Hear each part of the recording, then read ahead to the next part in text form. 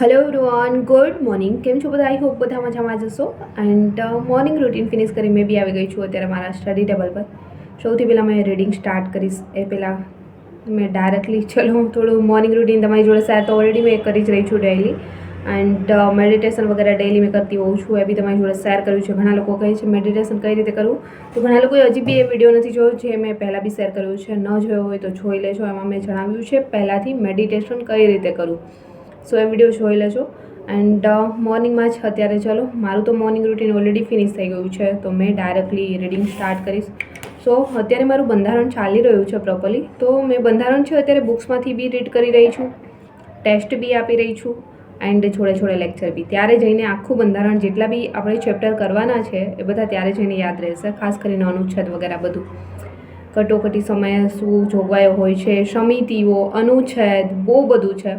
સો આટલું બધું યાદ રાખવું, આટલું મોટું બંધારણ, એન્ડ સૌથી વધારે માર્ક્સ બી આપણને એ જ અપાવે એમ છે. સો યાદ બી રાખવું પડશે.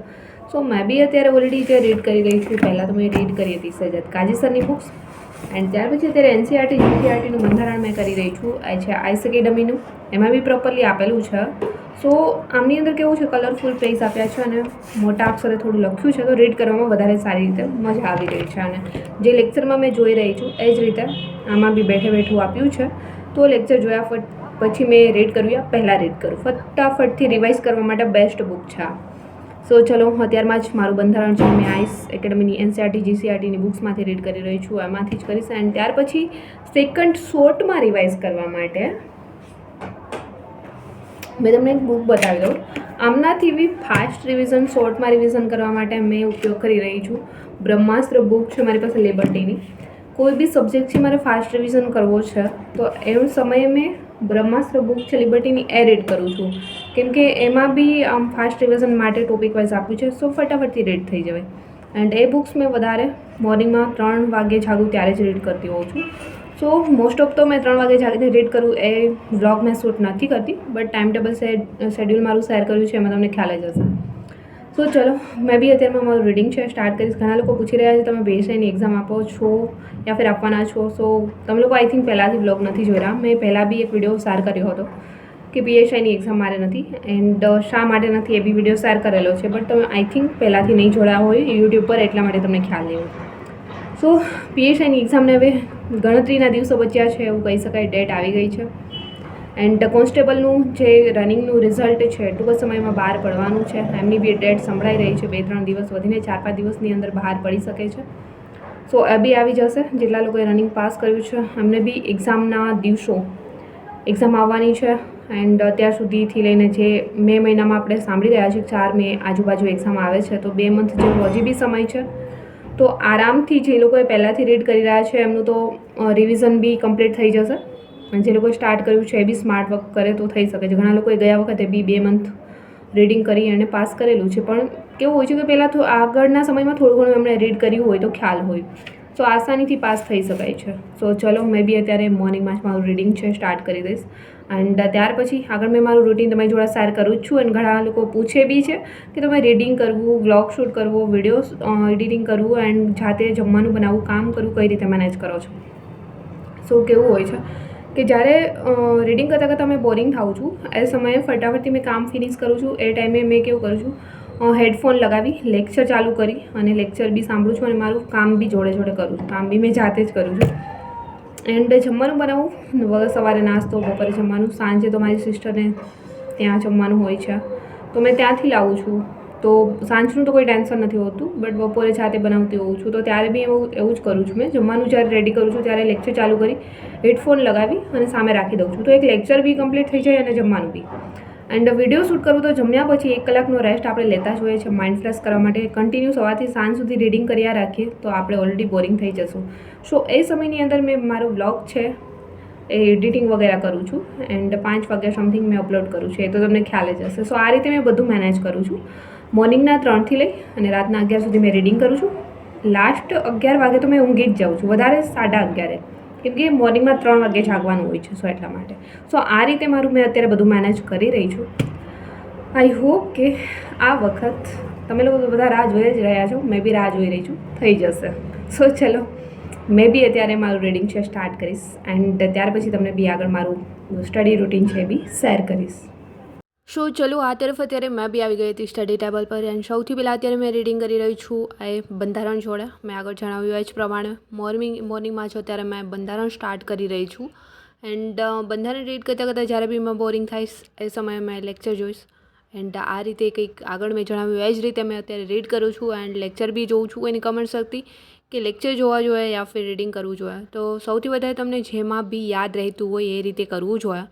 મેં એક દિવસમાં 5થી લઈને 8 લેક્ચર જોતી હોઉં છું, બટ એમની સ્પીડ 1.5 ઉપર 1.5 ઉપર રાખીને જોતી હોઉં છું, એટલા માટે જલ્દીથી ફિનિશ કરી શકાય છે. તમે આ રીતે કરી શકતા હોય તો કરવું જોઈએ. મેં પહેલાં રીડ કર્યું છે એટલે મને ફાવે છે એ રીતે. એન્ડ અત્યારે રીડિંગ કરતાં થઈ ગયો તો બપોરનો સમય માં બી આવી ગઈ હતી કિચનમાં. સૌથી પહેલાં 2 મિનિટ્સ મેગી લઈને મેં બનાવી લઈશ, બટ 2 મિનિટ્સ મેગી કોઈ દિવસ 2 મિનિટ્સમાં બની નથી. છતાં બી ચલો મેં બી અત્યારે જમવાનું કંઈક એજ રેડી કરીશ, ફટાફટથી બની જશે તો ટાઈમ ઓછો બગડશે, એટલા માટે મેં બપોરે ખાસ કંઈ જમતી નથી તો અત્યારે મેં મેગી જ બનાવી લઈશ. સો ચલો અત્યારે જમવાનું બી આ રીતે રેડી કરીશ. તો બપોરના સમયે જમવાનું રેડી કરતાં બી મેં લેક્ચર વગેરે જોતી હોઉં છું તો એ ચાલુ કરીશ.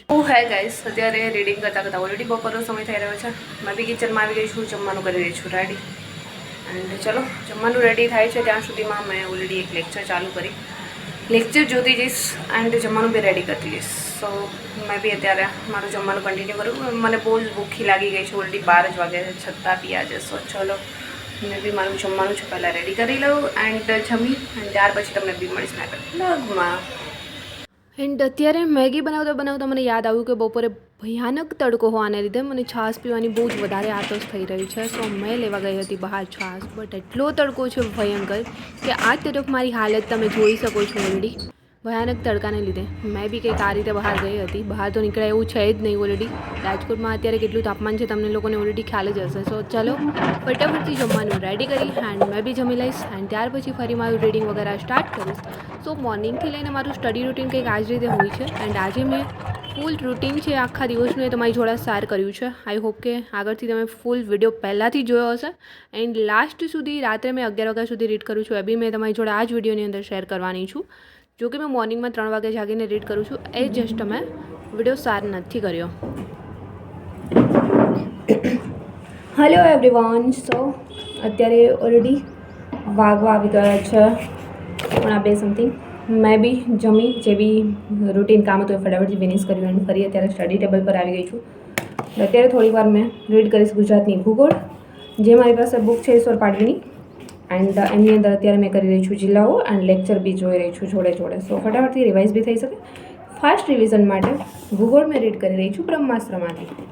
સો ફટાફટથી એ બી રિવાઇઝ થઈ જાય એટલે 2 થી 3 વાર રિવાઇઝ થશે તો ઓટોમેટિકલી યાદ થઈ જશે. સો મેં કંઈક આ રીતે રીડિંગ કરી રહી છું. સો ચલો મેં બી અત્યારે જમીને મારું રીડિંગ સ્ટાર્ટ કરીશ એન્ડ ત્યાર પછી મારું સ્ટડી રૂટીન તમારી જોડે શેર કરીશ. સો જમીને ફરી ચલો અત્યારે મેં મારું રીડિંગ છે કન્ટિન્યુ કરીશ. સો આ જ રીતે મોર્નિંગ ટુ નાઇટ મેં રીડિંગ એન્ડ લેક્ચર વગેરે જોઉં છું એન્ડ જ્યારે બી બોરિંગ થાઈશ રીડ કરતાં ત્યારે મેં વિડીયો જોઈશ. સો આ રીતે સિલેબસ કમ્પ્લીટ થઈ રહ્યો છે ધીમે ધીમે. 2 મંથ બચ્યા છે. જેટલો બી સમય રીડ કરી શકાય એટલું મેં બી ટ્રાય કરીશ કે થઈ શકે. સો ઓલમોસ્ટ તો સિલેબસ કવર થઈ ગયો છે. સો રિવાઇઝ વારંવાર કરવું જરૂરી છે, નહીં તો કેવું થાય કે આગળ જે રીડ કર્યું છે એ ભૂલાવા લાગશે. સો આ જ રીતે બનતું હોય છે. લાસ્ટ જે 15 દિવસ બચશે એમાં મેં મોક ટેસ્ટ આપીશ. કોઈની કમેન્ટ્સ હતી કે તમે મોક ટેસ્ટ આપો છો, હજી તો મેં નથી આપી રહી. હા આપું છું બટ એપ્લિકેશનમાં. સો બુક્સની અંદર જે મારી પાસે મોક ટેસ્ટ છે એ નથી આપી રહી, એપ્લિકેશનની અંદર આપું છું. સો ફાઇનલી અત્યારે ઓલરેડી રીડિંગ કરતાં 5 વાગી ગયા હતા. મેં બહાર જઈ રહી હતી. અહીંયા તમે જોઈ શકો છો એક ભાઈ છે ટેબલ નાખીને લચ્છી વેચી રહ્યા છે, બટ કેટલી એમાં ભીડ છે. જે લોકોને કમાવવું છે ગમે એમ કરીને કમાઈ લેશે. સો એમના માટે મેં વિડીયો જસ્ટ વચ્ચે લીધો હતો એન્ડ અત્યારે મેં ડાયરેક્ટલી ગઈ હતી હનુમાનજી દદ્દુના મંદિરે. સો અહીંયા જ હનુમાનજી દદ્દુના દર્શન કરી. આ તરફ અત્યારે શનિદેવની આરતી ચાલુ છે. સો શનિદેવની આરતી લઈશું એન્ડ ત્યાર પછી ત્યાં જ મહાપ્રસાદ હોય છે એ બી લઈને મેં રિટર્ન થઈ ગઈ એન્ડ આ તરફ અત્યારે આવી ગઈ છું રૂમ પર એન્ડ આવીને ડાયરેક્ટલી મારું સ્ટડી મેં સ્ટાર્ટ કર્યું છે. બટ અત્યારે મેં લેક્ચર જોઈ રહી છું એન્ડ રીડ કરતાં ઓલરેડી બોરિંગ થવાય ત્યારે મેં લેક્ચર જોતી હોઉં છું, બટ જોડે મેં બુક બી આ જ રીતે ઓપન રાખું છું અને લેક્ચર બી જોઉં છું, જેથી કરીને બંને જોડે થતું જાય.